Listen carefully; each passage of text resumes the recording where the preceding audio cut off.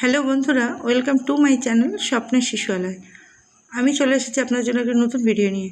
এই যে 24/4/2026 তারিখ, মানে ইংরাজি মাসের 4র্থ শুক্রবার, যে আমরা সুপোষণ দিবস পালন হয় অঙ্গনারী কেন্দ্রে, এ মাসের কী থিম সেটা আইসিডিএস অধিদপ্তর থেকে চলে এলো। তাহলে এ মাসের থিম হচ্ছে ডায়রিয়া। আলোচনার উদ্দেশ্য, ডায়রিয়া কী ধরনের অসুখ এবং তাহলে কি করা উচিত তা নিয়ে আলোচনা করাই হলো অধিবেশনের আলোচনার পর্যায়ে। ডায়রিয়া কী, ডায়রিয়া রোগের লক্ষণ কী, এই রোগ হলে কি করতে হবে। শিশুরা দিনে 3বারের বেশি জলের মতো পায়খানা করলে তাকে ডায়রিয়া বলে। ডায়রিয়া হলে শরীরের জল শুকিয়ে যায়, একে জলাল্পতা বলে। খুব বেশি জলাল্পতায় শিশুর জিভ শুকিয়ে যায়, মাথার তালুর নরম অংশ বসে যায়, প্রস্রাবের পরিমাণ কমে যায় ও শিশু নেতিয়ে পড়ে। ডায়রিয়ার ফলে শিশুর অপুষ্টিও দেখা দিতে পারে। যে শিশুর অপুষ্টি আছে তার ক্ষেত্রে ডায়রিয়া মারাত্মক হতে পারে। ডায়রিয়া আক্রান্ত শিশুর লক্ষণ দেখলে ওআরএস খাওয়াতে শুরু করতে হবে। শরীরের জলের পরিমাণে স্বাভাবিক সমতা বজায় রাখতে লবণের প্রয়োজন এবং খাদ্যনালীতে লবণ ও জলের শোষণ ক্ষমতা বাড়ায় শর্করা গ্লুকোজ।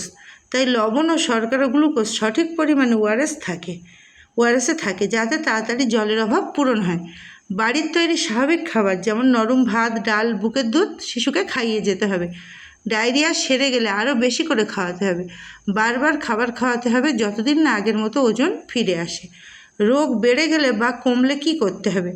ওআরএস পানীয় খাওয়ানো সত্ত্বেও যদি পায়খানা বন্ধ না হয় ও শিশুটি নেতিয়ে পড়ে বা স্বাভাবিক পরিমাণে প্রস্রাব না করে, তাহলে শিশুকে তাড়াতাড়ি স্বাস্থ্যকেন্দ্রে নিয়ে যেতে হবে। এই অবস্থায় শিশুর শরীরের জলের পরিমাণ আরও কমে যায় এবং শেষ পর্যন্ত শিশুটির মৃত্যু পর্যন্ত হতে পারে। পাতলা পায়খানার সঙ্গে যদি রক্ত পড়ে এবং শিশুদের জ্বর হয়, তাহলে তাড়াতাড়ি শিশুটিকে স্বাস্থ্যকেন্দ্রে নিয়ে যেতে হবে। ওআরএস প্রস্তুতির প্রণালী: 1 লিটার বিশুদ্ধ পানীয় জল, স্বাস্থ্য দপ্তর থেকে পাওয়া ওআরএস এর পুরো প্যাকেট মেশাতে হবে। বারবার এই মিশ্রণ শিশুকে খাওয়াতে হবে। 24 ঘন্টার মধ্যে ওই ওআরএস মিশ্রণ ব্যবহার করে ফেলতে হবে বা ফেলে দিয়ে অন্য মিশ্রণ তৈরি করতে হবে। 24 ঘন্টা পরে কিন্তু ওটার কোনোভাবেই খাওয়ানো যাবে না। সব সময়ে পরিচ্ছন্ন থাকা চাই। ডায়রিয়া হলে জিঙ্কের বড়ি ওআরএসের বিকল্প নাই। ডায়রিয়া বলতে কী বুঝি, এর লক্ষণগুলো কী কী বুঝিয়ে বলবেন। যে 2 মাসের চেয়ে কম বয়সী শিশুদের ক্ষেত্রে ডায়রিয়া, যিনি শিশুর দেখাশোনা করেন তিনি যদি জানান যে শিশুর পায়খানার ঘনত্ব বদলে গেছে।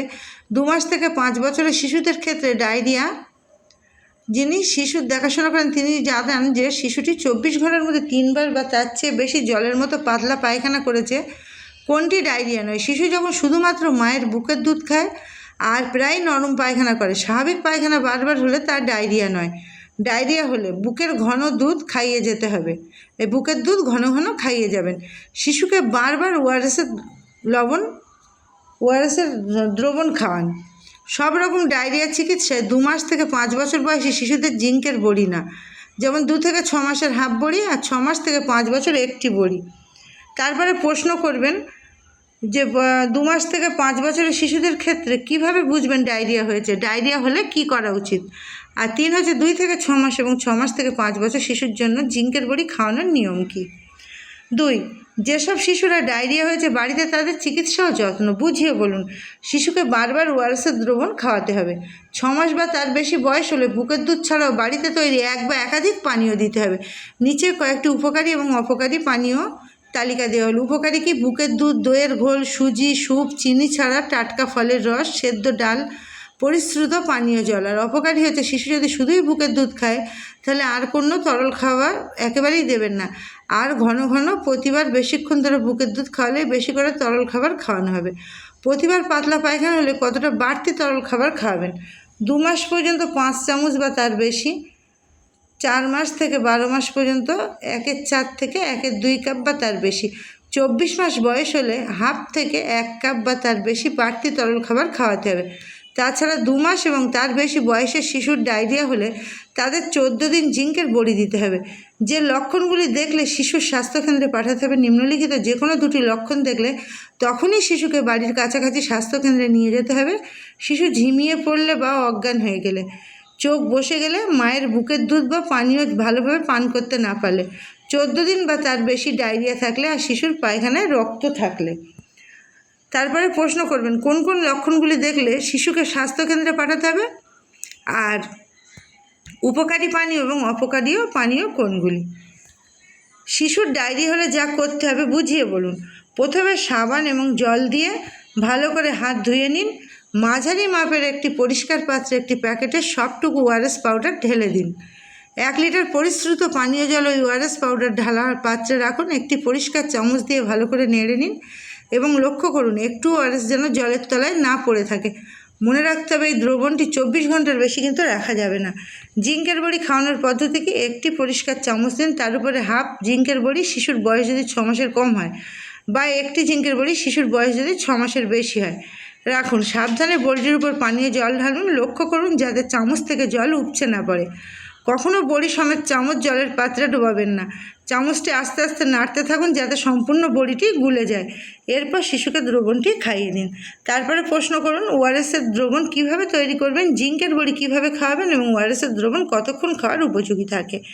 এইভাবে আপনারা শিশুকে ওআরএস খাওয়াবেন। ডায়রিয়া প্রতিরোধের উপায়, স্বাস্থ্যবিধি ও পরিচ্ছন্নতা বুঝিয়ে বলুন। নিরাপদ পানীয় জল, ডায়রিয়া অন্যান্য জলবাহিত রোগ থেকে মুক্তি পেতে গভীর নলকূপের জল বা পরিশ্রুত জল পান করতে হবে। প্রয়োজনে জল ফুটিয়ে খেতে হবে। নলকূপের চারিদিক পরিষ্কার রাখতে হবে। বাড়ির চারধারে জল জমতে দেওয়া যাবে না। পানীয় জল পরিষ্কার পাত্রে ঢাকা দিয়ে রাখতে হবে। হাত ডুবিয়ে জল নেওয়া যাবে না। জল তোলার জন্য লম্বা হাতলযুক্ত মগ ব্যবহার করতে হবে। 2. সাবান দিয়ে হাত ধোয়া। শৌচালয় ব্যবহার করার পর, শিশুর মলমূত্র পরিষ্কার করার পর, শিশুর খাবার তৈরি করার আগে এবং নিজে খাওয়ার আগে, শিশুকে খাওয়ানোর আগে সাবান দিয়ে ভালোভাবে হাত ধুতে হবে। যে শিশু নিজে হাতে খেতে পারে তাদের ক্ষেত্রে খাওয়ার আগে এবং শৌচকর্ম করার পরে সাবান দিয়ে হাত ধোয়া বাধ্যতামূলক। 3. স্বাস্থ্যসম্মত শৌচালয় ব্যবহার করতে হবে। খোলা মাঠে মলত্যাগ করার অভ্যাস ত্যাগ করার জন্য সচেতনতা বাড়াতে হবে, নাহলে ডায়রিয়ার মতো রোগ প্রতিরোধ করা সম্ভব নয়। শিশু মলত্যাগ করার পরে সেই মল যেখানে সেখানে না ফেলে নির্দিষ্ট নিরাপদ স্থান এবং স্বাস্থ্যসম্মত শৌচালয়ে ফেলতে হবে। 5. বাড়িঘর পরিষ্কার পরিচ্ছন্ন রাখতে হবে। যেখানে সেখানে আবর্জনা ফেলা বন্ধ করতে হবে। খেয়াল রাখতে হবে যাতে বাড়ির চারপাশ নোংরা বা জমা জল না পড়ে।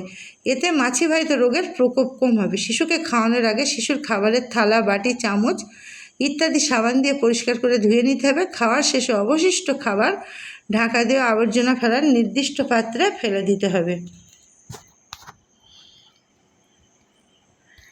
এইভাবে আপনারা ডায়রিয়া প্রতিরোধে স্বাস্থ্যবিধি পরিচ্ছন্ন নিয়ে মিটিং করবেন এবং আপনাদের যে 12 কাহুন বই আছে তাতে দেখবেন আপনারা ডায়রিয়া বিষয়ে কিন্তু প্রত্যেকটি দেওয়া আছে, প্রত্যেকটি প্রশ্ন উত্তর এবং এভাবেই ছবিও দেওয়া আছে। সেই বই নিয়ে আপনারা মিটিং করতে পারেন। তাহলে এ মাসের থিম হচ্ছে ডায়রিয়া প্রতিরোধের উপায়। এটাই ছিল এ মাসের সুপুষ্টি দিবসের থিম।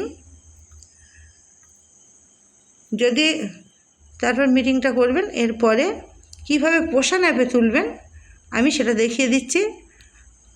আর এই সুপুষ্টি দিবসের খাতা কিভাবে লিখবেন সেটা আমি পরের ভিডিওতে দিয়ে দেবো। তাহলে আমরা দেখে নেব কীভাবে পোষণ অ্যাপে আমরা এই সুপুষ্টি পালন করার পরে সেটি পোষণ অ্যাপে তুলব। দেখে নিই। দেখুন আমরা পোষণ অ্যাপটি খুলব এবং পোষণ ট্র্যাকারের ডান দিকে যে মোর অপশান আছে সেখানে কিন্তু দেখুন সেখানে 4 কোনা দাগ দেওয়া আছে, ভিতরে মোর লেখা আছে। এই মোর অপশানে যাব। মোর অপশানে ক্লিক করার পর আমরা দেখব এখানে একটা পেজ খুলবে, সেখানে ইভেন্টস লেখা থাকবে। দেখুন ইভেন্টসেও এখানে দাগ দেওয়া আছে। দেখুন সবুজ দাগ দিয়ে ইভেন্টসটি লেখা আছে। এখানে আমি ইভেন্টসে ক্লিক করব। ইভেন্টসে ক্লিক করার পর দেখুন ইভেন্টসে যখন চলে আসব তখন দেখুন এই অপশানগুলি ইভেন্টসে খুলে যাবে। খুলে যাওয়ার পর দেখুন সিবিইতে ক্লিক করবেন। সিবিইতে ক্লিক করার পর এখানে আপনার এখানে সিবিইতে নট ইভেন্ট অ্যাডেড দেখাচ্ছে। তারপর আপনি এখানে অ্যাড সিবিতে ক্লিক করবেন। করার পর দেখুন এখানে ডেট বসাবেন। Click on calendar. এখানে ক্যালেন্ডার দেখিয়ে আপনি ডেটটি বসাবেন। ডেট বসানোর পর এখানে থিম সিলেক্ট করবেন। সিলেক্ট থিম সিলেক্ট করার পর দেখুন এখানে আপনার কতগুলি অপশান আসবে। এখানে 5টি অপশান থাকবে। সেখান থেকে আপনি তৃতীয় অপশানটি, যেহেতু সুপোষণ দিবস সেহেতু আপনি সুপোষণ দিবস অপশানটিতে ক্লিক করবেন। করার পর দেখুন এখানে অ্যাড সিভিতে 4th Friday of the month, মাসের 4র্থ শুক্রবার, সুপোষণ দিবস, click on submit to proceed. তাহলে তারপর আপনারা সাবমিট করে দেবেন। দেখুন সাবমিট করার পর এখানে আপনার অ্যাড সিভিতে 4th Friday of the month, সুপোষণ দিবস, রেকর্ড অ্যাডেড সাকসেসফুলি, সাবমিট করার পর রেকর্ড অ্যাডেড সাকসেসফুলি।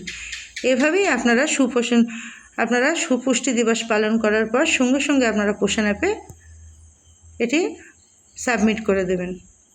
তাহলে আজকে ভিডিওটি ছিল এই পর্যন্ত। যদি আপনাদের ভালো লাগে লাইক, কমেন্ট এবং শেয়ার করবেন এবং আমার চ্যানেলটিকে সাবস্ক্রাইব করে আমার পাশে থাকবেন, সাথে থাকবেন।